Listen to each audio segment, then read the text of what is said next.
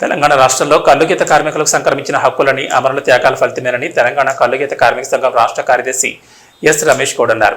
కల్లుగీత కార్మిక సంఘం జహీరాబాద్ డివిజన్ ఆధ్వర్యంలో పట్టణంలోని శ్రీనివాస్ మహల్లో అమరుల యాదిలో గీతన చైతన్య యాత్ర సభను నిర్వహించారు. ఈ సందర్భంగా రమేష్ గౌడ్, జిల్లా అధ్యక్షులు ఎన్ ఆశన్న గౌడ్లు మాట్లాడుతూ తెలంగాణ రాష్ట్రంలో ఆగస్టు 7 నుండి 18 వరకు సర్దార్ సర్వాయి పాపన్న జయంతి కార్యక్రమాలతో పాటు రాష్ట్ర వ్యాప్తంగా అమరుల యాదిలో గీతన్న చైతన్య యాత్రలు నిర్వహించడం జరుగుతుందన్నారు. గౌడ, కల్లుగీత కార్మికులు సర్దార్ సర్వాయి పాపన్న జయంతి ఉత్సవాలు జయప్రదం చేయాలని, అమరుల స్ఫూర్తితో గీత కార్మికుల సమస్యలపై ఉద్యమించాలని పిలుపునిచ్చారు. అంటే ఒక బహుజన వీరుని చరిత్ర రాయడానికి చేతులు రాలేవు. ఎందుకంటే ఈ బహుజన వీరుని చరిత్ర రాస్తే అగ్రవర్ణాల ఆధిపత్యం పోతుందనే ఉద్దేశంతో ఈయన చరిత్రను మొత్తం తిరగ రాయకుండా చేసింది. అందుకని ఆయన స్ఫూర్తిని, ఇటు కాటమయ్య స్ఫూర్తి, అటు సర్వాయి పాపన్న స్ఫూర్తి, వృత్తిని రక్షించుకోవాలి, రాజ్యాధికారం రావాలనే ఒక స్ఫూర్తితోటి ఈ యొక్క చైతన్య యాత్రలు నిర్వహిస్తా ఉన్నాం. మరి దీంతో పాటు మనం వృత్తి ఒకటే కాదు, మనం రాజ్యాధికారం కూడా రావాలి. మరి రాజ్యాధికారం రావాలంటే మొన్న ఎంపీ ఎలక్షన్లు, ఎమ్మెల్యే ఎలక్షన్లు జరిగినాయి. ఎంతమంది మన గవర్నమెంట్లో అయింది? ఏం కాలేదు. ఆ నిమిత్త మాత్రంగా పార్టీలు టికెట్లు ఇచ్చినాయి. ఆ ఇచ్చిన వాళ్ళు కూడా మొత్తం గెలవలేని పరిస్థితి. కానీ రేపు రాబోయే రోజుల్లో స్థానిక ఎలక్షన్లలో మన ప్రజాప్రతినిధులందరినీ మనం గెలిపించడం కోసం కృషి చేయాలి. ఏ పార్టీలన్నీ ఉండాలి, మన వాడిని మనోడు అధికారంలో ఉన్నాడంటే రేపు పొద్దున మనకు అన్ని రకాల ఫలాలు రావడానికి అవకాశం ఉంటుంది. ఏదైతే పాపన్న స్ఫూర్తి చూపించిందో, రాజ్యాధికారం చేతులు ఉంటేనే ఏ జీవులైనా ఏ చట్టాలైనా, రాజ్యాధికారం మన చేతులు లేకపోతే ఇవన్నీ ఎంత మొత్తుకున్నా మనం అడుక్కోవడం తప్ప వేరేది లేదు. అడుక్కుంటేసేది బిచ్చం, పోరాడితే వచ్చేది హక్కు. అందుకని మనం చట్టం కోసం పోరాడాలి తప్ప ఆ బిచ్చం కోసం పోరాడొద్దు అనేది ఏదైతే మహనీయులు చెప్పారో ఆ స్ఫూర్తిని ముందుకు తీసుకుపోవడం కోసం కల్లుగీత కార్మిక సంఘం కృషి చేస్తుంది. అందుకనే స్థానిక ఎలక్షన్లలో మరి మనమందరం కూడా మన ప్రజాప్రతినిధులందరినీ కూడా గెలిపియాలని చెప్పి కూడా ఈ సందర్భంగా నేను విజ్ఞప్తి చేస్తా ఉన్నా. దాంతోపాటు మరి ప్రభుత్వము ఏదైతే నీరా ప్రాజెక్టు, ఎందుకంటే మనం ఈ స్థానిక ఎలక్షన్లో ప్రజాప్రతినిధులు ఎందుకు అంటున్నామంటే, గతంలో మనకు ఎక్సైజ్ శాఖకు ఒక మంత్రి మన గౌడ బిడ్డ ఉండడంతో కొంత మనకు రక్షణ ఏర్పడ్డది. మరి అదే ఈసారి ఆ మంత్రి పదవి ఇంకో శాఖకు, ఇంకో కులస్తులకు ఇవ్వడం వల్ల ఈరోజు మన వృత్తికి ఏం జరుగుతుందో తెలియలేని పరిస్థితి.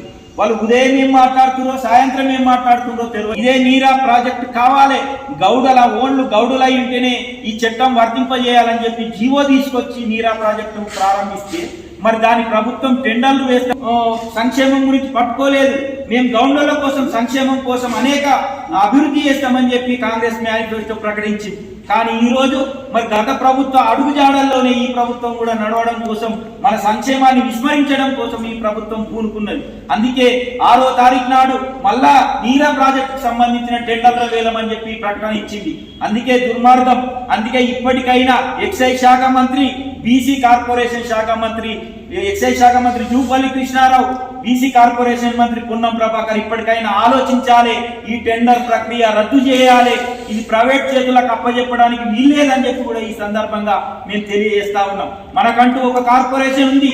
ఆ కార్పొరేషన్ ఎందుకు ఈ నీరా ప్రాజెక్టు అని చెప్పి మేము అడుగుతా ఉన్నాం. మరి ఈ రోజు నువ్వు హైదరాబాద్ లో ఉన్నదే ప్రైవేట్ వాళ్ళకి అప్పచెప్తే, రేపు జిల్లా కేంద్రంలో కూడా ఉన్న 10 లక్షల మందికి ఇవ్వాలంటే ఈ రోజు 10,000 కోట్లు కావాలి.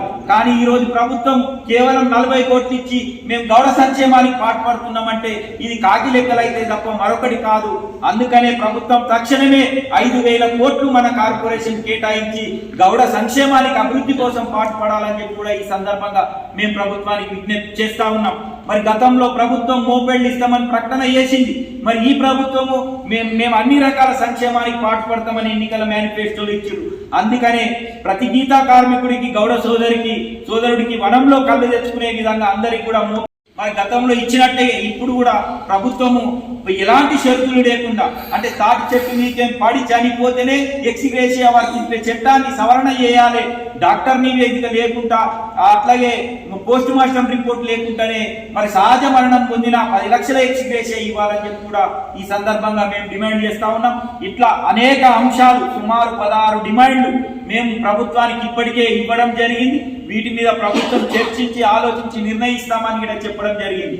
అందుకనే వీటితో పాటు ఇంకా స్థానికంగా మనకి ఏమేమి ఇబ్బందులు ఉన్నాయి వాటినన్నిటిని కూడా మనం తెలుసుకొని మరి భవిష్యత్తులో మన వృత్తి రక్షణ కోసం, గౌడ కుల సంక్షేమం కోసం మనం అందరం కూడా పాటుపడాలి.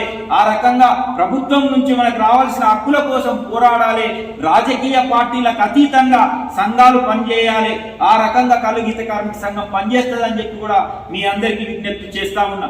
అందుకనే భవిష్యత్తులో జరిగే ఉద్యమాలలో ఈ జైరాబాద్ పట్టణంలో ఉన్న గౌడ సోదరులందరూ కూడా ఐక్యమత్యంతో ముందుకొచ్చి మన హక్కుల కోసం పోరాటాలకు సిద్ధం కావాలని చెప్పి కూడా ఈ అమరవీరుల యాత్ర సందర్భంగా పిలుపునిస్తా ఉన్నాం.